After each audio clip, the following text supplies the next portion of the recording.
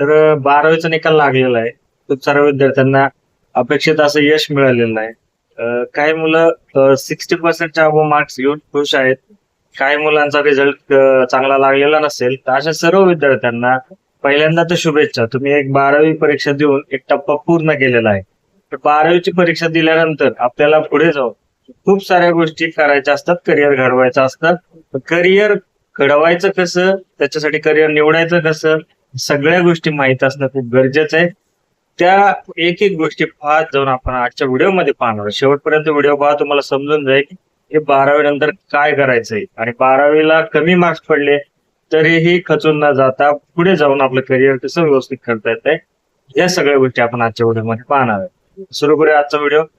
पहिली गोष्ट, 12वीची एक्झाम ही खूप महत्वाची आहे. तुम्ही कोणत्या ब्रांच आहात, सायन्स, कॉमर्स, आर्ट्स, हे सगळ्यावर तुमचे पुढचे करिअर ठरत असतील. आता सायन्स मधून जाणारे विद्यार्थी मुख्यतः इंजिनिअरिंग, मेडिकल म्हणजे फार्मसी असेल, आणि जे आपले डॉक्टर हे क्षेत्राकडे वळतात या विद्यार्थी असतील, किंवा याच्यामधूनच काही करिअर येतात, बीसीए, बीएससी, त्याच्यानंतर मॅनेजमेंटचे, असे खूप सारे करिअरचे ऑप्शन तुम्हाला याच्यानंतर अवेलेबल होऊन जातात. त्याच्यानंतर कॉमर्स मध्ये असतं तुम्हाला बीकॉम, त्याच्यानंतर सीए वगैरे जे काही तिथे ट्रेंडिंग करिअर आहे तिथून तुम्ही करू शकता.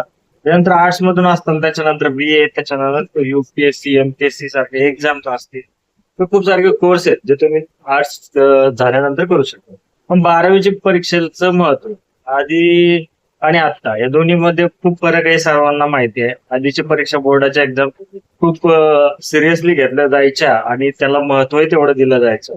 पण आजकालच्या काळात 12वीच्या एक्झामला महत्व आहे, कारण की पुढे जाऊन 10वी आणि 12वीचे मार्क्स काही ठिकाणी महत्वाचे ठरतात. जसं प्लेसमेंटचा क्रायटेरिया असू द्या किंवा गव्हर्नमेंटच्या काही एक्झाम असू द्या, त्या ठिकाणी 10वी आणि 12वीला 60% पडणे आवश्यक असते. म्हणून त्या गोष्टीसाठी 10वी आणि 12वी खरंच महत्वाचे ठरतात. त्यामुळे 10वी-12वीचे मार्क्स महत्वाचे नाहीत असे ज्यांना वाटत असेल, तर त्यांनी सुरुवातीला ही गोष्ट माहित असावी की जे फर्स्ट क्लास क्रायटेरिया येतो त्यावेळेस या गोष्टी खूप महत्वाच्या ठरतात आणि हा टप्पा पूर्ण करणं खरं तर गरजेचं ठरतं. पण ज्या विद्यार्थ्यांना आता 12वीला किती मार्क्स पडले तिथून आपण सुरुवात करू. 12वीला समजा तुम्हाला 90 पेक्षा जास्त आहे, तुम्हाला आता पुढचा तुमच्या करिअरकडे लावण्याची गरज आहे. जर तुम्ही मेडिकलला जाणार असाल, नीटची एक्झाम देणार असाल, किंवा जेईची तयारी करत असतात, सीईटची तयारी करत असतात, 90% बरोबर तुम्हाला तिथल्या एंट्रन्स एक्झाम क्लिअर करणं किंवा चांगले मार्क्स मिळवणं हे खूप गरजेचं राहणार आहे.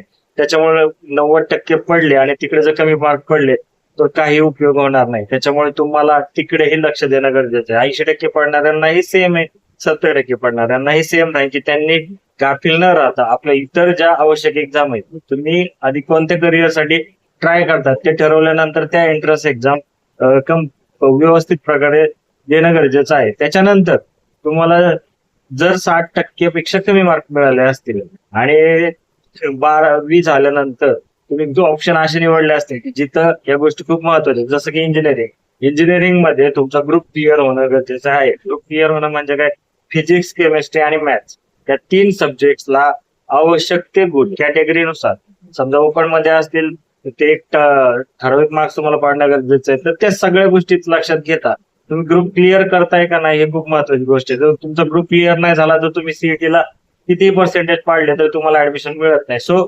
आजच्या निकालानंतर तुम्हाला हे पाहणं गरजेचं आहे की तुमचा ग्रुप क्लिअर होत आहे का. फिजिक्स, केमिस्ट्री आणि मॅथ या 3 सब्जेक्टचे मिळून मार्क्स तुम्हाला आवश्यक तिथपर्यंत मिळालेत का हे आज चेक करू घ्या. मग हे झाले प्राथमिक काही गोष्टी. एकदा का तुम्ही इलिजिबल ठरला, इलिजिबल क्रायटेरिया फुलफिल केला, तर तुम्हाला पुढे जाऊन तुमचे ऑप्शन ओपन राहतात. त्यासाठी तुम्हाला तुमच्या ठरवलेल्या रस्त्याने जाण्याची गरज आहे. तर मला सांगायचं काय आहे, तुम्ही आता 12वी झाल्यानंतर बरेचसे मुलं 18 वर्षात झाले आणि 18 वर्षाचे झाल्यानंतर आपल्याला वोटिंगचा अधिकार मिळतो. जर आपण 18 वर्षाच्या असताना देशाचं भविष्य स्वतः घडवण्यासाठी निर्णय घेत असतील तर स्वतःच्या करिअरचा निर्णय आपण स्वतः घेणं खूप गरजेचं आहे.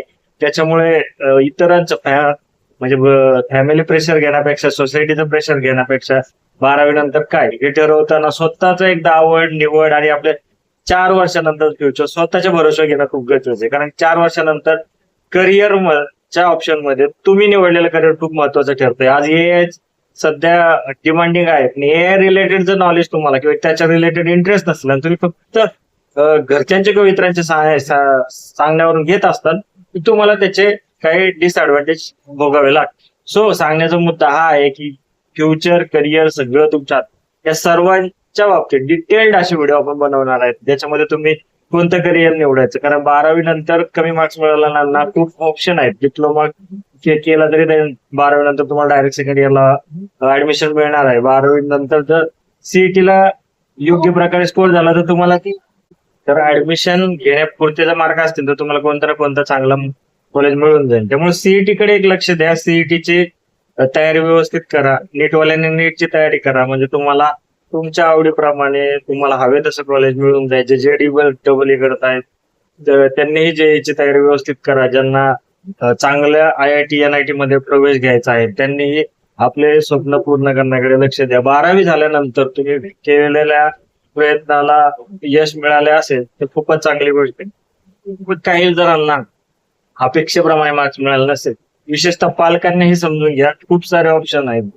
12वी मध्ये कमी मार्क्स मिळाले म्हणजे करिअर संपतंय ही भावना पहिल्यांदा मनातून काढून टाका. विद्यार्थ्यांना समजून घ्या, त्यांना प्रोत्साहित करा आणि त्यांना एक चांगल्या करिअरच्या दिशेने वाटचाल करण्यास मदत करा. तरच खरं तर आता कितीही काही झालं तरी नोकरी, जॉब आणि प्लेसमेंटची गॅरंटी खरं तर कोण देते हे महत्वाचा प्रश्न आहे. त्याच्यामुळे कॉम्पिटिशन एवढं हार्ड झालेलं आहे, वाढलेलं आहे. त्याच्यामुळे प्रत्येकाने प्रयत्न करणं, कॉम्पिटिशन मध्ये टिकून राहणं ही वैयक्तिक जबाबदारी राहणार आहे. त्याच्यामुळे उगाच ताण न घेता पुढच्या फ्युचरची तयारी करण्यासाठी हे चांगलं राहील. सो आजचा व्हिडिओ तुम्हाला आवडला असेल तर लाईक करा, आमच्या चॅनलला सबस्क्राईब करा, कारण इथून पुढे तुम्हाला सर्व करिअर रिलेटेडची माहिती ह्याच चॅनलवर मिळणार आहे. धन्यवाद.